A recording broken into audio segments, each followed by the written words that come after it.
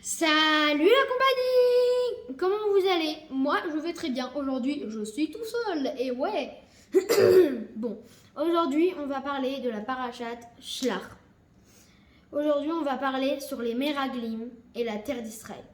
Moi, en fait, quand j'ai lu la paracha, il y a un truc que j'ai pas compris. Hachem leur dit: je vais vous donner une super terre, un super endroit, tout ce que vous voulez. Ils donnent des Meraglim, ça va. Ils vont voir, ils reviennent et ils disent que c'est pas bien. Hachem leur dit que c'est le top du top. Ils reviennent et ils disent que c'est pas bien. Déjà que les Meraglim, c'est bof. Maintenant, tu veux dire que c'est pas bien alors qu'Hachem te donne le top du top? Là, je comprends pas. Hop, qu'est-ce qui se passe là? Salut. Salut. C'était en pleine vidéo. Mais je vois ça. Attends une seconde, j'ai pas compris. Tu t'invites dans mes vidéos? Mes vidéos. Ça fait quand même longtemps que t'es parti là. Hein. Désolé, mais chaque vidéo qu'on fait ensemble, ils atteignent les 500 vues. Oui, ça c'est vrai. Mais ça fait longtemps qu'on t'a pas vu ici. Ah bah merci. Hein? Tu te réinvites. Et ben ça fait très plaisir. Et en plus, j'ai entendu que tu Mais poses des dit questions. que je le faisais tout seul. Ouais, on a dit que tu le ferais tout seul, mais tu m'as pas dit que tu commençais maintenant. Et en plus, ce que j'ai entendu, c'est pas mal du tout. Tu poses une question intéressante. Tu dis que lorsque. Mais en même temps, t'es venu dans la moitié, j'aurais pu continuer. Tu aurais pu continuer. Mais je reprends un peu ma propriété, s'il te plaît.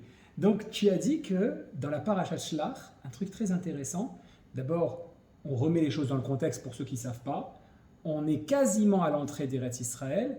Là, Hachem leur en fait, c'est l'épreuve où Hachem va leur parler d'Eretz Israël et après ils vont rentrer. Voilà. Il leur dit: j'ai une super terre pour vous, vous serez libres, où il y aura tout ce qui est de bien. Et que disent les béné Israël? Non, doucement. Ça a l'air pas top. On a besoin de vérifier. Pas ça a l'air pas top, on a besoin de vérifier. Et là, la Torah, elle commence comme ça. Moi j'allais donner l'exemple qui dit: c'est comme si on te donne un cadeau et tu dis je vais le voir et après je vais le prendre. Ah ouais, genre tu veux pas le prendre tout de suite quoi. Genre je t'offre un truc et tu dis attends, d'abord je vais vérifier qu'il est bien. C'est un peu chutzpah, c'est un peu culotté, on est d'accord. C'est pas beau. Alors justement, la paracha elle commence comme ça, c'est-à-dire que Vaïdaber Hachem el Moshe est mort. Après cette discussion, Dieu il dit à Moshe quoi? Shlach lecha anashim vayaturu et eretz Kenan asher ani noten livnei Israël ish echad lemate avotav tishlachu kol nasi baem. Ce passouk il est très important parce qu'il dit quoi? Il dit ok, envoie pour toi les hommes et qu'ils aillent finalement explorer la terre de Canaan, donc le futur d'Israël, que je vais donner moi, donc c'est que je donne là au Bnei Israël, comme tu dis, comme tu dis, Vayatoru et Eretz Canaan asher ani noten livnei Israël, que je donne au Bnei Israël, c'est-à-dire genre je t'offre un cadeau et tu veux vérifier. Mais dans ce passouk, il y a plusieurs choses qui nous interpellent. Et vous allez voir les amis que dans cette vidéo, on va apprendre des leçons, peut-être 3, peut-être 4, peut-être 5, on verra, qui sont capitales pour la vie. C'est-à-dire que finalement, dans notre quotidien, il y a plusieurs questions qu'on peut se poser quand on est face à des situations comme ça. Voilà que le contexte nous présente, comme tu l'as dit très justement, ils arrivent vers leur cadeau. Donc dans une situation agréable, en tout cas qui paraît être... Voilà, on a eu Yashir Moshe il y a quelques semaines, quand ils ont traversé la mer, ils ont remercié Moshe d'avoir traversé, d'être sorti d'Égypte et qu'ils vont rentrer vers Israël. Pourquoi ils devraient remercier Moshe si c'est Hachem qui a fait ça? Oui, d'accord, mais parce que c'est lui qui les mène. Justement, ça aussi c'est une question. Comment dans notre vie on arrive à avoir cette relation, à ressentir cette énergie avec la vie, ce qu'on va appeler Boré Olam, comme on le dit souvent, que le créateur du monde ne se montre pas de n'importe quelle manière. Parce que, encore une fois, si on avait eu un créateur du monde qui est là comme Superman, en safek, il n'y aurait pas eu de doute. Mais en l'occurrence, on voit bien, au fur et à mesure des parachiotes, que la présence divine, elle est plutôt suspecte, elle est plutôt pas évidente à déceler. Et que par conséquent, voilà un petit peu... Israël, c'est le moins évident parce que... C'est le moins évident. Ils se sont déjà plaints de vouloir revenir en Mitzraïm. Oui, ils se sont déjà plaints plusieurs fois exactement. Ils voulaient revenir en arrière parce qu'ils n'avaient pas de viande, parce qu'ils n'avaient pas de poisson, enfin on a compris. Déjà, il faudrait qu'ils disent merci que tu nous as fait vivre. Ils seraient déjà morts là-bas. Et ben voilà, la première leçon qu'on découvre ici, c'est qu'en réalité, l'être humain, il a un souci avec la possibilité de sortir de sa zone de confort. Ce qu'il faut bien comprendre dans ce moment-là, c'est que pendant dans le Midbar, à traverser du désert, les Hébreux, ils sont quoi? On dit qu'ils étaient accompagnés de nissim, de miracles. Quel genre de miracle? Ils avaient à manger quand ils voulaient. Ils pouvaient avoir une nourriture qui avait toutes sortes de parfums, de goûts, etc. C'est cool, hein. Dans le même repas, tu fais une gorgée, une bouchée hamburger, une bouchée hamburger et une bouchée poulet rôti et une bouchée glace à la vanille. Et effectivement, ça ressemblait un peu à de l'eau. Leurs vêtements aussi ne rétrécissaient pas, d'accord? Ils ne se salissaient pas, ils ne grandissaient pas, enfin ils étaient tout le temps nickel, ils n'avaient pas besoin d'aller aux toilettes. Ils étaient vraiment dans un confort, on peut imaginer un peu comme le bébé dans le ventre de sa maman, qui a aucun besoin. Et tout d'un coup, ils comprennent qu'ils vont devoir aller faire un travail plus fort. Donc déjà, il y a une sorte de refus par rapport à cette situation. Qu'est-ce qui se passe quand ils arrivent? D'abord, si on regarde le texte, c'est très intéressant. Vous allez voir que dès les pasuk Yudzaïn, Yudret, Yutet, Moshe leur donne des conseils. Oritem et Haaretz, Maï. Et quand vous allez voir cette terre, ce qu'elle est, regardez comment elle est. Ve'etam et le peuple, Ayoshev Alea qui est installé, est-ce que Chazakao, est-ce qu'il est fort, est-ce qu'il est faible, est-ce qu'il est nombreux ou pas? Est-ce que la terre, comment elle fonctionne avec elle-même? Est-ce que les villes, elles sont ouvertes? Est-ce qu'elles sont fermées? Et qu'est-ce que font les envoyés? Les envoyés dans le passage qu'on a vu, ça aussi très intéressant, c'est marqué quoi? Ish echad lemate avotam kol nasibaem. Vous allez envoyer les meilleurs, les élites de chaque tribu.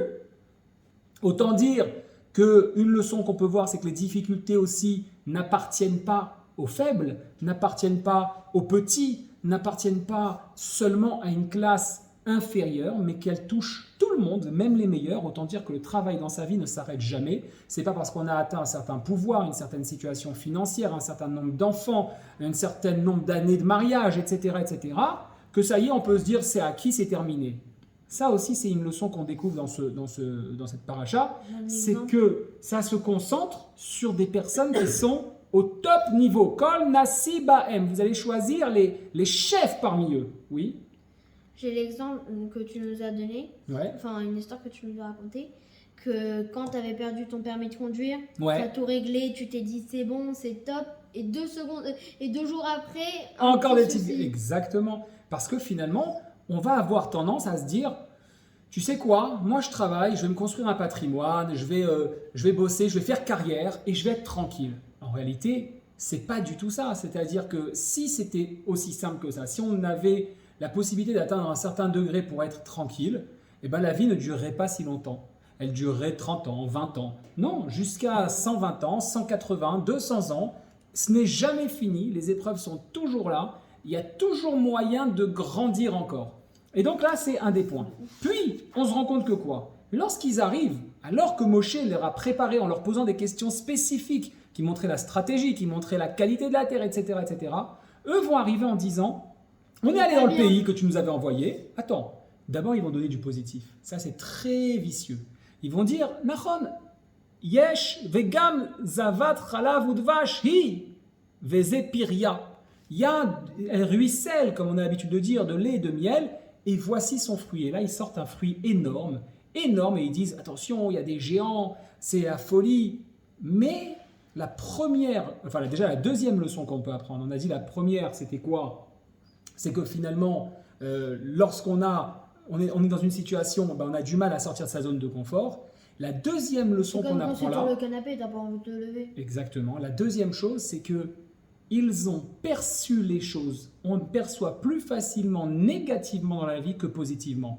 Voilà que Moshe avait dit, dites-nous à nous, si la terre est forte ou faible, si les habitants sont forts ou faibles, sous-entendu, regardez la perception que vous avez. Si les habitants sont forts, c'est que la terre les rend forts. Si les habitants sont faibles, c'est que la terre les rend faibles. Et ça sera une information importante. S'il y a des géants, c'est que la terre les rend forts. Exactement. Et eux, qu'est-ce qu'ils voient? Ils changent cette perception. Ils disent, il y a des géants, on va se faire écraser.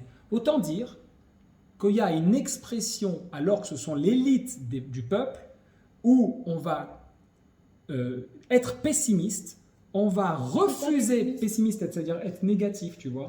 On va voir non, c'est pas la même chose. On va voir les choses de manière négative, et en réalité, on se rend compte que quoi? Tout d'un coup, Akadosh Baruch Hu va les punir, on verra par la suite, ils ne rentreront pas en terre d'Israël. C'est quoi la leçon qu'on en tire? Tous ceux qui ont pensé comme ça. C'est quoi la leçon qu'on en tire? C'est que lorsqu'on doute d'une situation de manière générale, au point d'être capable de changer la réalité, c'est-à-dire que par notre perception, on va créer une nouvelle réalité, il s'en sort deux choses. La première, c'est qu'on perd le mérite de ce qui aurait pu être. Supposons on va dans une soirée, on se dit « Ouais, ce soir, ouais, j'ai pas envie, ça va être nul ». On a décidé alors qu'on n'y était pas. Non seulement on perd le mérite du bien qu'on devait recevoir, c'est-à-dire que même si ça devait être bien, ça ne le sera plus parce que à cause de notre perception, à cause des énergies qu'on a envoyées, où on a créé une réalité, eh ben on va créer que ce moment n'est pas forcément bien. Mais en plus, on perd de plus en plus la mesure de la réception, c'est-à-dire on ne peut plus recevoir l'élément comme si on était positif, qu'on allait vers la surprise, qu'on acceptait d'être mécabel du cadeau, qu'on acceptait de recevoir ce cadeau-là. Les Meraglim, une des erreurs qu'ils font, c'est qu'ils vont décider de laisser leur jugement prendre le dessus et changer la réalité. Ça, c'est la deuxième histoire. En fait, je comprends pas pourquoi ce que j'ai dit au début, quand j'ai fait la vidéo tout seul, Ouais. c'est que je comprends pas pourquoi ils devraient envoyer des Meraglim si Hachem leur a dit que c'était super. Eh bien justement, c'est le troisième ou la quatrième leçon qu'on peut voir ici, c'est qu'en réalité, nous avons un rôle à jouer dans ce monde. Quand on voit le monde dans laquelle direction il va aujourd'hui, qu'on parle de beaucoup de choses qui nous surprend, hein, on a un changement énorme de manière générale dans le monde, positif ou négatif, ça n'a pas d'importance.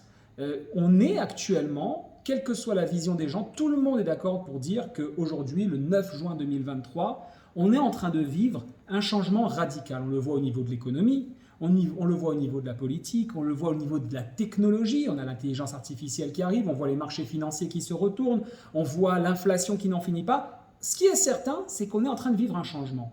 Et dans ce changement, on a la possibilité soit de prendre une part de notre responsabilité, c'est-à-dire de jouer la mission pour laquelle on est sur Terre, parce qu'on a la émouna, que si on est à ce moment-là, en cette période de l'année, etc., dans cette période de cette vie, de ce siècle, etc., on est arrivé à ce moment-là, c'est qu'on a quelque chose à faire dans ce monde, soit on accepte d'aller et d'avancer en pleine émouna, soit on se dit non, moi je vais retourner en arrière, je vais me planquer, je vais m'acheter une île déserte ou aller dans la forêt habitée.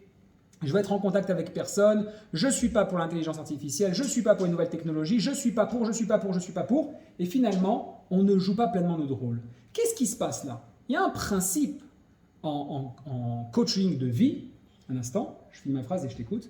Il y a un principe en mindset de dire que, et je trouve que les Meraglim, là, ils expriment pleinement ça, et tout le peuple qui a suivi, c'est qu'on a plus souvent peur de la réussite que de l'échec.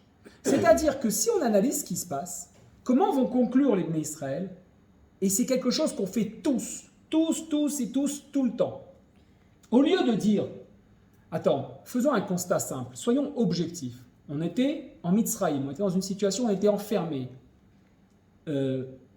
On arrive dans un désert où on est entouré de miracles. On a combattu l'armée la plus forte du monde. Continuons à avancer. Allons-y. N'ayons pas peur de quoi que ce soit et allons vers le succès. À la place, on a peur de ce succès. On préfère rester dans ce qu'on connaît. On préfère rester dans ce dont on a l'habitude. À tel point que les Hébreux vont dire quoi? Venez, on retourne en Égypte. Vous vous rendez compte? Mais oui. Moi, je voudrais prendre l'exemple que quand tu as dit je vais aller à la jungle, je vais être tout seul. Ouais. C'est un très mauvais exemple parce que, comme on a déjà dit dans une de nos vidéos ensemble, si vous suivez, vous savez. Et ben, on peut rien faire. Yefchar la saute blé à chéni. On peut rien faire sans le deuxième. Ok. Où tu vas en faire? C'est que si tu vas sur une île déserte, tu pourras pas avancer. Bravo.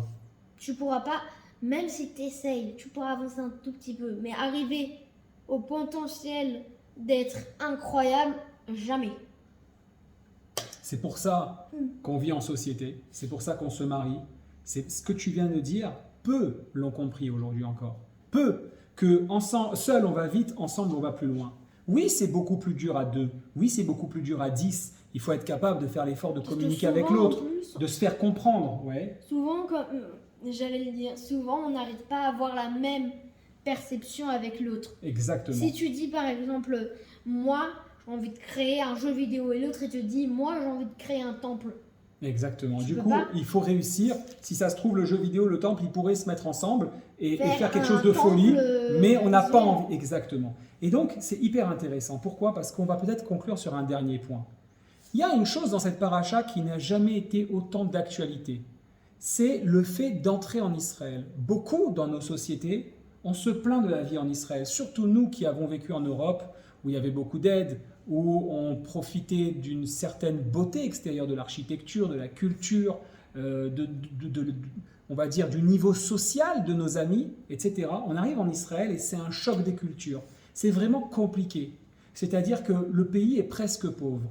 Et les Béné Israël arrivent devant la porte d'Israël et disent « Non mais ça va être trop compliqué, ça va être trop compliqué d'arriver dans ce pays, tu comprends? C'est trop compliqué d'y vivre. Il va falloir travailler, il va falloir se battre pour mettre tout le monde dehors, pour prendre notre place. » C'est ce que les Méraglim se plaignent, c'est-à-dire c'est ce que tous ceux qui n'ont pas supporté Israël ou qui en ont peur aujourd'hui et qui habitent à l'extérieur disent. Et hier, pas plus tard qu'hier les amis, c'est pas une blague, je rencontre une amie, Nathalie, qui se reconnaîtra, et qui a été en Israël, qui est partie, maintenant qui est revenue, qui est à nouveau ici et qui est bien installée, et qui m'a dit une phrase qui m'a touché. Elle m'a dit, je lui ai dit, ça va, tu t'en sors dans ta reconversion professionnelle. Elle me dit, mais c'est extraordinaire, parce qu'en réalité, quand on est en dehors d'Israël, on vit de manière presque superficielle. Ça veut dire quoi superficielle? On profite des bienfaits du pays, la vie ne coûte pas trop cher, les distances, les routes sont libres, on peut rouler, il n'y a pas trop de bouchons, etc., etc.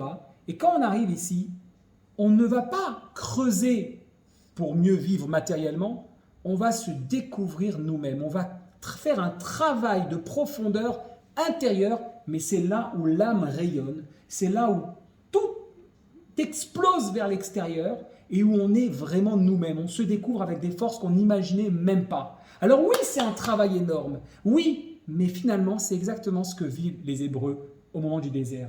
Tout est à peu près simple. Bien sûr qu'ils doivent ranger leurs affaires, ils doivent reprendre la route, à chaque fois ils avancent quelques mètres, ils s'arrêtent à nouveau, il faut reconstruire le Mishkan, c'est compliqué tout ça. Bien sûr, mais dans l'ensemble, les problématiques du quotidien matériel et autres, comme la nourriture, comme la finance, ils sont remplis d'argent dans le désert. Ils ont une bracha de Parnassa qui est énorme. Ils ont pris toutes les richesses d'Égypte.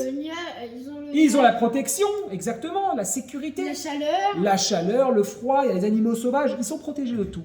Et quand ils vont arriver en Israël, une bulle autour de toi. Exactement, ils comprennent que les choses, en fait, qu'ils vont devoir véritablement jouer leur jeu, jouer leur rôle et s'exprimer en tant qu'être humain, en tant que ce qu'attend le Créateur du monde de notre part, c'est-à-dire, comme tu as dit, mettre en place notre potentiel, exprimer notre potentiel. Et là, ils freinent.